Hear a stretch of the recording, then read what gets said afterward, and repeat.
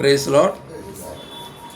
இன்னைக்கு நம்ம கேட்க போகிற செய்தி ஒரு ஷார்ட்டாக ஒரு சின்ன செய்தி என்னன்னா, ஜெபத்திற்கு பதில் உண்டா இல்லையா?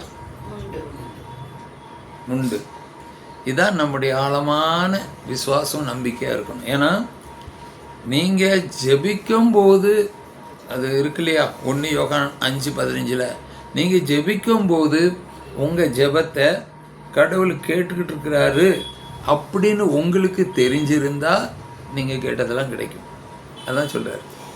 2வது மார்க் 11:24 எல்லாம் தெரிஞ்ச வசனம் தான். நீங்கள் ஜெபிக்கும் போது எதெல்லாம் கேட்டீங்களோ கிடைச்சிருச்சு அப்படின்னு நீங்கள் நம்புங்க, அது உங்களுக்கு கொடுக்கப்படும். கிடைச்சிருச்சு நம்பின பிறகு தான் கொடுக்கப்படும். அப்போ நம்ம என்னைக்கு நம்புகிறோமோ அப்போ தான் கிடைக்கும். அதை பற்றி ஒரு சின்ன ஒரு நடந்த சம்பவத்தை சொல்கிறேன். இதே இந்த பக்கத்தில் நீங்கள் பார்த்துருப்பீங்க, தெரிஞ்சிருக்கோம், பேர் சொல்லாமல் சொல்கிறேன். ஒரு குடும்பம் சில கோரிக்கைகளை வச்சுருந்துருக்காங்க. நல்ல ஜெபத்துக்கு வருவாங்க, ஜெபத்துக்கு அவங்க வீட்டுக்கும் போய் ஜெபிப்போம், இப்படிலாம் நடக்கும். அவங்க ரொம்ப ஆர்வமாக பல்லாரிக்கு வரணுன்னா 9 மாதம் வந்தால், தொடர்ந்து வந்தால் ஆண்டவர் அவங்களுடைய மன விருப்பத்தை நிறைவேற்றுவார். ஏன்னா கீர்த்தனை சங்கீதத்தில் 37:4 சொல்கிறாரு, ஆண்டவருக்குள் மன மகிழ்ச்சியாயிரு, அப்பொழுது உன் மன விருப்பத்தை அவர் நிறைவேற்றுவார் அப்படின்னு. அப்போ ஆண்டவருக்குள் மன மகிழ்ச்சியாக இருக்கிறது எப்படி, எங்கே போய் கற்றுக்கிறதுனா வார்த்தையை கேட்டால் தான் கற்றுக்க முடியும். மன மகிழ்ச்சி, ஆண்டவருக்குள் மன மகிழ்ச்சியாக இருக்கணும். இது சில வசனங்களை கேட்போம், ஆனால் அது முன்னாடி சில நேரம் நான் நடக்கிறதில்ல. ஏன்னா இந்த உபாகம்னு சொல்லுவாங்க, இணைச்சட்டம்னு சொல்லுவாங்க. அதில் 28 1-2 வசனம் சொல்லுது, இன்று நான் உனக்கு போதிக்கும் அவருடைய கட்டளைகள் அனைத்தையும் கவனமாக கேட்டு அதன்படி நடந்தால், அனுசரித்து, இந்த வார்த்தையை அனுசரித்து நடந்தால், உன்னை எல்லா ஜனங்களுக்கு முன்பாக உன்னை நான் உயர்த்துவேன். இதுதான் ஆண்டவருடைய வார்த்தை. ஆண்டவர் நம்மளை உயர்த்துறதுக்கு ரெடியாக இருக்கிறாரு. நம்ம ஆண்டவர் நம்மளோட வார்த்தையை அனுப்பி உங்களை குணப்படுத்துவேன்னு பொய் சொல்லலை, உண்மையை சொல்கிறாரு. அப்போ இந்த வார்த்தையானவர் தான் கடவுள். அதை அனுப்பும்போது அதை நம்ம அந்த வார்த்தையை பெற்றுக்கொள்ள நம்ம இருக்கணுமே. பெற்றுக்கொள்வது மட்டும் இல்லை, இப்போ பாவத்தை அறிக்கை செய்வது மட்டும் பெருசு இல்லை. நீங்கள் நீதிமொழி இல்லை பார்த்தீங்கன்னா 28:13 நீங்கள் பாவத்தை மறைத்தால் உங்களுக்கு நன்மை வராது, அதை அறிக்கை செய்து விட்டு விட்டால்தான் நமக்கு ஆண்டவருடைய இரக்கத்தை பெற முடியும்னு இருக்கு. இப்போ என்னோட பாவம் இல்லை என்று சொன்னால் நம்மளே நம்ம ஏமாத்துறோன்னு சொல்லப்பட்டிருக்கு இல்லையா? அப்போ இந்த மாதிரி சில நேரங்களில் ஆண்டவருடைய வார்த்தைகள் அதிகமாக கேட்கும்போது சில ஆலோசனைகள் நமக்கு கிடைக்கும். கேட்ட வசனத்தையே நீங்கள் 100 தடவை கேட்டாலும் அது உங்களுக்கு இன்றைக்கி அது புதுசாக இருக்கும். அதுதான் பைபிள் வாக்கியம். ஆண்டவருடைய வார்த்தை மட்டும் எப்பவுமே புதுசாக தான் இருக்கும். காலைதோறும் என்னுடைய மகிமை புதுசாக இருக்கும், கிருபை புதுசாக இருக்கும்னு சொல்லுவார். அதே மாதிரி நீங்கள் பைபிளை இருக்கிறதே இவ்வளோ தான், அந்த பைபிளை நீங்கள் டெய்லி தான் படிங்க, ஆனால் அதில் ஒரு புது அர்த்தத்தை கொடுப்பார், புதுசாக பேசுவார். நீங்கள் என்னமோ நினச்சிக்கிட்டு இருப்பீங்க, பைபிள் திறந்து படிச்சிங்கன்னா அந்த வசனத்தில் ஏதோ ஒரு வசனம் நீங்கள் நினைச்சதுக்கு தகுந்த பதில் கொடுக்கும். அதுதான் கடவுளுடைய வார்த்தை. அது ஆவியானவரால் தூண்டப்பட்டு எழுதப்பட்ட வசனம். அவர்களுக்கு தேவையான வார்த்தைகளை ஆண்டவர் பேசுவார். இன்றைக்கி 1000 பேர் இருந்தால் ஒரு அரை மணி நேரம் பேசினாலும் சரி, 1 மணி நேரம் பேசினாலும், 10 நிமிஷம் பேசினாலும் அந்த 1000 பேருக்கு தேவையான வார்த்தைகள் அவங்களுக்கு போய் சேரும் இல்லையா? அப்போ இந்த விசுவாசங்கிறது எப்படி இருக்கணும்னா, நான் சொல்லுவேன் 9 மாதம் வாங்க உங்களுக்கு அற்புதம் நடக்கும். ஏன் 9 மாதங்கிறது 9 மாதத்தில் 1 மாதம் மிஸ் ஆச்சுன்னா திரும்ப 9 மாதம் வாங்காம, அது அவங்களுக்கு ஒரு பயபக்தி உண்டாகட்டும்ங்கிறதுக்கு தான், வேற ஒன்றும் இல்லை. ஆண்டவர் ஒன்றும் சொல்லலை என்கிட்ட. நாமளே ஒரு கட்டளை எது கொடுக்கணும்னா, இந்த 9 மாதத்தில் அங்கே நடக்கிற, தொடர்ந்து வரும்போது அங்கே நடக்கிற அற்புத அடையாளங்கள் ஆண்டவர் இருக்கிறாருங்கிறது ஒரு விசுவாசம் வரும். அவங்களுக்கு செய்யும்போது எனக்கும் செய்வாருங்கிற ஒரு நம்பிக்கை வரும். இன்னும் திருந்தி வாழ்கிறதுக்கான வழிமுறைகளை ஆண்டவர் கொடுப்பார். திருந்தினா சில இதை நம்ம விட முடியாத சில இது கட்டுகள் இருக்கும். அதை நம்ம விடுறதுக்கு ஒரு தீர்மானம் வரும் இந்த 9 மாதத்துக்குள்ளே. எப்படி இங்கே பெங்களூர்லேருந்து ஒரு குடும்பம் கணவன் மனைவியாக தொடர்ந்து வந்தாங்க. 3 இல்லை 9 மாதம், 1 மாதம் மிஸ் பண்ணாமல் ஃபாஸ்டிங் ப்ரேயருக்கு வந்தாங்க நம்ம வீட்டுக்கே. இன்னும் பார்க்க போனால் அவங்க ஃப்ரெண்டு வீடு ஒருத்தர் இருக்குன்னா அங்கே போய் தங்கிக்கிடுவாங்க. அங்கே போய் தங்கிட்டு காலையில் வந்துடுவாங்க. இங்கே சாயங்காலம்னா அங்கே போயிடுவாங்க. எப்படியும் வரணும்னு சொல்லிட்டு 2 நாள் கழித்துட்டு 3ஆவது நாள் அங்கே ப்ரேயர் அட்டெண்ட் ஆகி அப்படி 9 மாதம் விடாப்படியாக வந்தாங்க. ஆனால் அவங்க என்ன மனசில் வச்சுருந்தாங்கன்னு எனக்கு தெரியாது. ஆனால் 3 கோரிக்கை வச்சுருந்துருக்கா வேண்டுதல். இந்த 9 மாதத்துக்குள்ளே அது 3 கிடைக்கும்னு நாங்கள் நம்புகிறோம். அதுக்கு தான் வர்றோம். ஆண்டவரையும் ஒப்பு கொடுத்துருக்காங்க. நாங்கள் சாட்சி சொல்கிறோம். அங்கே வந்து தான் சாட்சி சொல்கிறேன்ட்டு. இப்போ 9 மாதம் முடிஞ்ச உடனே அவங்க கேட்ட அந்த 3 பெரிய ஆசீர்வாதத்தை ஆண்டவர் கொடுத்துட்டார். அதை வந்து இப்போ நான் அவங்க சொல்லியிருக்கா எங்கேயுமே சொல்ல வேணாம், நாங்கள் நேரம் அங்கே வந்து சொன்ன பிறகு நீங்கள் வீடியோ எடுத்து போடுங்க, அந்த சாட்சியை அநேகருக்கு உண்மையாக ஆசீர்வாதமாக இருக்கும் அப்படின்னு சொன்னாங்க. 3 பெரிய அற்புதங்கள் அவங்க வாழ்க்கையில் அந்த கேட்டது 3 பெருசாக கிடச்சி போச்சு. ஒரு பெரிய ஆச்சரியம் தானே. அப்போ கடவுளால் ஆகாதது ஒன்றுமில்லைங்கிறத நம்ம விசுவாசத்தினால் நீதிமான் பிழைப்பான். விசுவாசம் வரணும்னா கடவுளுடைய வார்த்தையை கேட்கணும். வார்த்தையை கேட்கணுன்னா ஒருத்தர் சொல்லணும், சொல்கிறதுக்கு ஒருத்தர் வரணும்.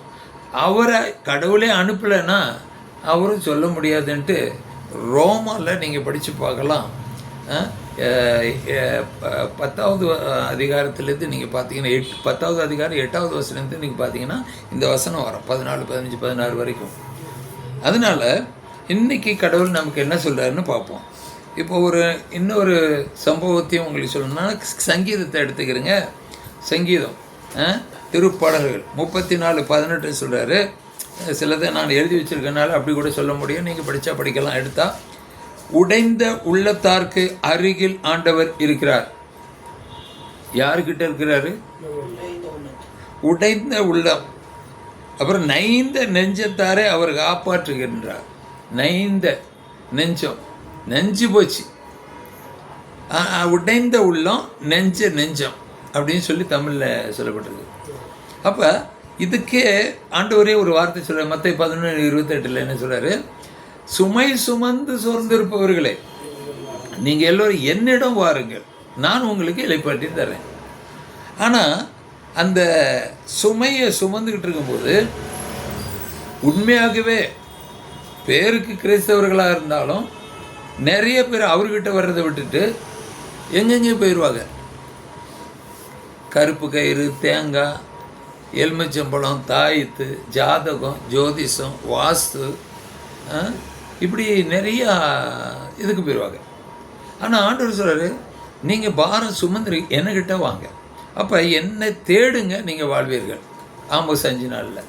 அப்போ அந்த துன்ப நேரத்தில் என்னை நோக்கி கூப்பிடுங்கள், உங்களுக்கு நான் பதில் கொடுக்குறேன்னு சங்கீதம் 91:14-15 சொல்லியிருக்காரு.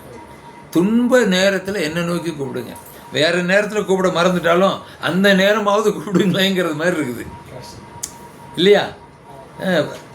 அப்போ நமக்கு உண்மையாக தேடுவோரிடம் ஆண்டவர் வருகிறார். உண்மையாக தேடணுமா? ஒரு பாட்டுக்குள்ளே இருக்குது, இயேசு ராஜா வந்திருக்கிறார், எல்லோரும் கொண்டாடுவோம், கைதட்டி நாம் பாடுவோம். அப்புறம் கூப்பிடு நீ பதில் கொடுப்பார், குறைகளெல்லாம் நிறைவாக்குவார். கூப்பிடு நீ பதில் கொடுப்பார், குறைகளெல்லாம் நிறைவாக்குவார். உண்மையாக தேடுவோர்க்கு உள்ளத்தில் வந்திடுவார். உண்மையாக தேடுவோர்க்கு உள்ளத்தில் வந்திடுவார். உண்மையாக தேடும் பொழுது அப்புறம் கவலைகள் மறந்து தான் நம்ம பாடுவோம். கவலை உள்ளே வச்சுக்கிட்டு பாட முடியாது. அதுதான் கவலைகள் மறந்து நாம் பாடுவோம், கொண்டாடுவோம். சரி, இப்போ உடைந்த நைந்த நெஞ்சத்தாருக்கு அருகில் இருக்கிறார். ஏன்? அவரே சொன்னார் லூக்கா 9:23 நம்ம எல்லாருக்கும் சொன்ன வார்த்தை தான். யாருக்காவது உங்களுக்கு என் பின்னாடி வர்றதுக்கு உங்களுக்கு மனசு இருந்தால் உங்கள் சிலுவைகளை தினம் தூக்கிட்டு வாங்கன்ட்டார். அப்போ இன்னைக்கு கூட அங்கே சொல்லிகிட்டு இருந்தேன், தினம் தூக்கணும். எப்பப்பெல்லாம் உடைஞ்சு நொந்து இருக்கிறோமோ, அப்போ தினம் நமக்கு பிரச்சனை வருதோ, அவமானம் வருதோ, வியாதி வருதோ, கஷ்டம் வருதோ, எப்பப்போ அதிகமான பாடுகள் வருதோ, அப்போ கடவுள் நம்மக்கிட்டே இருக்கார். நைந்த உள்ளத்தாரின் அருகில் நான் இருக்கிறேன்னாரு. பிரச்சனை இருக்கும்போது அது சிலுவை, உங்கள் சிலுவைகளை தினம் தூக்கிட்டு வாங்கினார் இல்லையா? அப்போ அந்த சிலுவை பாடுகள் இருக்கும்போது நம்ம கடவுளோட ரொம்ப நெருங்கி இருக்கிறோன்னு அர்த்தம். நமக்கு ஒன்றும் பிரச்சனை இல்லைப்பா, நான் ரொம்ப நல்லா இருக்கிறேன், எனக்கு என்ன குறை இருக்குன்னு சொன்னால் அங்கே தான் பிசாசு அவங்களோட இருக்கான்னு அர்த்தம். இதுதான் உண்மை. ஏன்னா என் பின்னாடி யாருக்காவது வர்றதுக்கு மனசு இருக்கா அவங்களுக்கு? அப்போ உங்கள் சிலுவைகளை தினம் தூக்கிட்டு வாங்கிட்டாரு. அப்போ பிசாசம் என்ன செய்வான்? 2 தீமோத்தேயு 3:12 படி, யார் கிறிஸ்து இயேசுவுக்குள் பக்தியோடு வாழ விரும்புகிறார்களோ அவர்கள் இன்னல் உருவார்கள், இடையூறுகள் உருவார்கள். பிசாசு பண்ணுற வேலை தானே. பக்தியாக நடக்கணுன்னாவே போதும். ஏதாவது பிரச்சனையை கொண்டு வந்தோன்னு ஃபஸ்ட்டு வேலை என்ன தெரியுமா? நம்மளை ஜெபிக்க விடாது, பைபிள் படிக்க விடாது, கடவுள் மேலே இருக்கிற பக்தி குறைஞ்சி போயிடும், எடுத்த தீர்மானத்தில் நிற்க மாட்டோம். பிரச்சனை கொஞ்சம் பெருசாச்சுன்னு வச்சுக்கிறீங்க, எங்கே இருக்கார் கடவுள்? இது வரைக்கும் செஞ்சதெல்லாம் மறந்துட்டு எங்கே இருக்கார் கடவுள்னு கேட்பாங்க. நான் இனிமேல் பைபிள் படிக்க மாட்டேன், நான் இனிமேல் ஜெபிக்க மாட்டேன், இன்னுமே நான் தீர்மானத்தில் நிற்க மாட்டேன் அப்படின்னு சில பேர் கிளம்பிடுவாங்க. இதுக்கெல்லாம் பின்னாடி இயக்குகிறவன் யார்? அது பிசாசானவன் இல்லையா? பிசாசுடைய செயல் தான். அவன் நம்மளை விட்டு கொஞ்சம் விளக்கணும், கடவுளை விட்டு நம்மளை தூரம் பண்ணணும். அதுதான் அவனுடைய வேலை. நம்ம என்ன செய்யணும்னா, கடைசி வரைக்கும் நிலைத்திருப்பவன் தான் ரட்சிக்கப்படும், மீட்பு பெறுவான்னு சொல்லி பைபிள் சொல்லுது. உதாரணத்துக்கு நம்ம எல்லாருக்கும் தெரிஞ்ச ஒரு சம்பவத்தை